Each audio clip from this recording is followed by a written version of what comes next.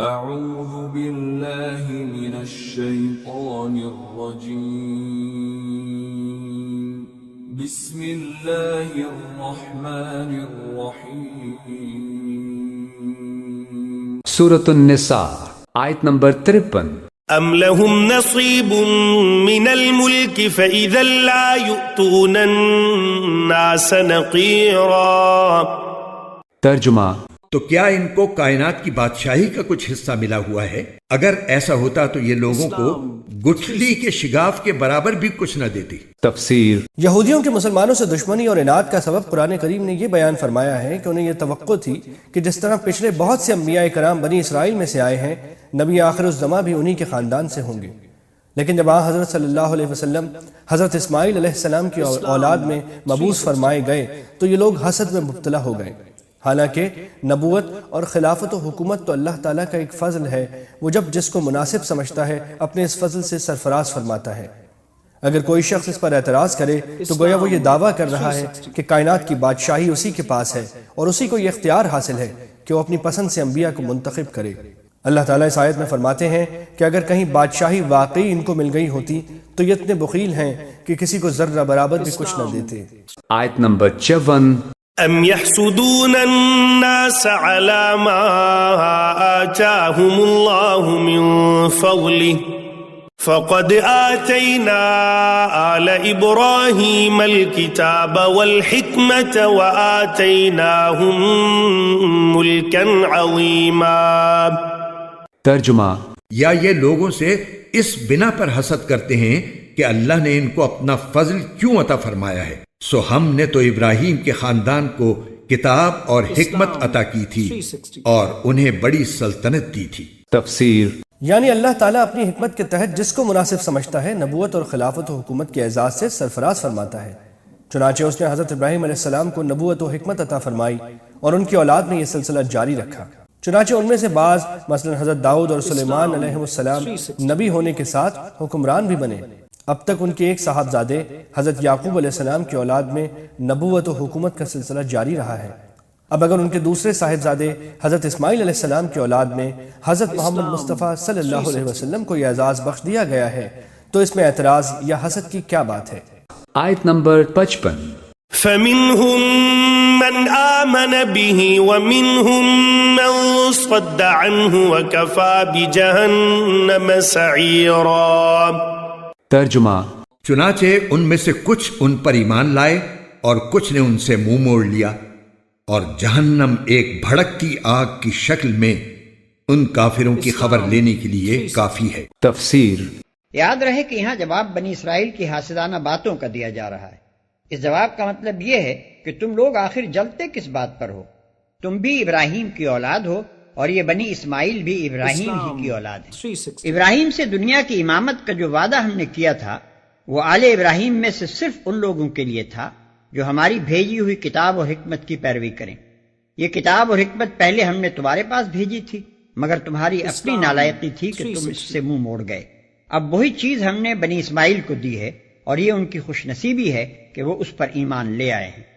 آیت نمبر 56 إِنَّ الَّذِينَ كَفَرُوا بِآيَاتِنَا سَوْفَ نُصْلِيهِمْ نَارًا كُلَّمَا نَضِجَتْ جُلُودُهُمْ بَدَّلْنَاهُمْ جُلُودًا غَيْرَهَا لِيَذُوقُوا الْعَذَابَ إِنَّ اللَّهَ كَانَ عَزِيزًا حَكِيمًا۔ ترجمہ: بے شک جن لوگوں نے ہماری آیتوں سے انکار کیا ہے ہم انہیں آگ میں داخل کریں گے، جب بھی ان کی کھالیں جل جل کر پک جائیں گی تو ہم انہیں ان کے بدلے دوسری کھالیں دے دیں گے تاکہ وہ عذاب کا مزہ چکھیں۔ بے شک اللہ صاحب اقتدار بھی ہے، صاحب حکمت۔ تفسیر: ان الذین کفروا بآیاتنا سوف نصلیہم نارا، یقیناً وہ لوگ جو ہماری آیات کا کفر کریں گے ایک وقت آئے گا کہ ہم انہیں آگ میں جھونک دیں گے۔ کلما نضجت جلودہم بدلناہم جلودا غیرہا، جب بھی اور جیسے بھی ان کی کھالیں جلدیں جھلس جائیں گی جل جائیں گی ہم انہیں نئی کھالیں دے دیں گے، نئی جلدیں دے دیں گے، لیذوقوا العذاب، تاکہ وہ عذاب کا مزہ چکھتے رہیں۔ اب یہ بھی ایک بہت بڑی میڈیکل حقیقت ہے کہ جو اصل حس ہے پین کی وہ کھال ہی میں ہے، اندر جو ہے چاہے وہ ہمارے مسلز ہیں، ان کے اندر جلن ان کی ہوگی لیکن احساس نہیں ہوگا اس کا. اصل جو ہے احساس جلن کا، چٹکی ہے، کوئی اور تکلیف ہے، کانٹا چبھا ہے، اور یہ ساری چیزیں جو بھی ہیں اس کا سارا احساس جو ہے سینسیٹیو جو ہے وہ سکن ہے. تو سکن چونکہ ان کے لیے تکلیف کا موجب ہو رہی ہے، سکن جل گئی، اب انہیں نئی سکن دی جائے گی. بدلناہم جلودا غیرہا، اس کے سوا اور کھال دے دی جائے گی تاکہ وہ سوزش مسلسل رہے، وہ جلن کا احساس برقرار رہے، اس میں کمی نہ ہو. لیذوقوا العذاب، تاکہ وہ عذاب کا مزہ چکھتے رہیں. ان اللہ کان عزیزا حکیما، یقیناً اللہ تعالیٰ زبردست ہے، کمال حکمت والا. آیت نمبر 57. والذين آمنوا وعملوا الصالحات سندخلهم جنات تجري من تحتها الأنهار خالدين فيها أبدا لهم فيها أزواج مطهرة وندخلهم ظلا ظليلا. ترجمہ. اور جو لوگ ایمان لائے ہیں اور انہوں نے نیک عمل کیے ہیں ان کو ہم ایسے باغات میں داخل کریں گے جن کے نیچے نہریں بہتی ہوں گی، جن میں وہ ہمیشہ ہمیشہ رہیں گے. وہاں ان کے لیے پاکیزہ بیویاں ہوں گی اور ہم انہیں گھنی چھاؤں میں داخل کریں گے. تفسیر. اشارہ اس طرف ہے کہ جنت میں روشنی ہوگی مگر دھوپ کی تپش نہیں ہوگی. آیت نمبر 58. ان اللہ یأمرکم ان تؤدوا الامانات الى اہلها وَإِذَا حَكَمْتُمْ بَيْنَ النَّاسِ أَن تَحْكُمُوا بِالْعَدْلِ إِنَّ اللَّهَ نِعِمَّا يَعِظُكُمْ بِهِ إِنَّ اللَّهَ كَانَ سَمِيعًا بَصِيرًا. ترجمہ. مسلمانوں، یقیناً اللہ تمہیں حکم دیتا ہے کہ تم امانتیں ان کے حقداروں تک پہنچاؤ، اور جب لوگوں کے درمیان فیصلہ کرو تو انصاف کے ساتھ فیصلہ کرو. یقین جانو اللہ تم کو جس بات کی نصیحت کرتا ہے وہ بہت اچھی ہوتی ہے. بے شک اللہ ہر بات کو سنتا اور ہر چیز کو دیکھتا ہے. تفسیر. یعنی تم ان برائیوں سے بچے رہنا جن میں بنی اسرائیل مبتلا ہو گئے ہیں. بنی اسرائیل کی بنیادی غلطیوں میں سے ایک یہ تھی کہ انہوں نے اپنے انحطاط کے زمانے میں امانتیں یعنی ذمہ داری کے منصب اور مذہبی پیشوائی اور قومی سرداری کے مرتبے یعنی پوزیشنز آف ٹرسٹ ایسے لوگوں کو دینے شروع کر دیے جو نااہل، کم ظرف، بد اخلاق، بد دیانت اور بدکار تھے.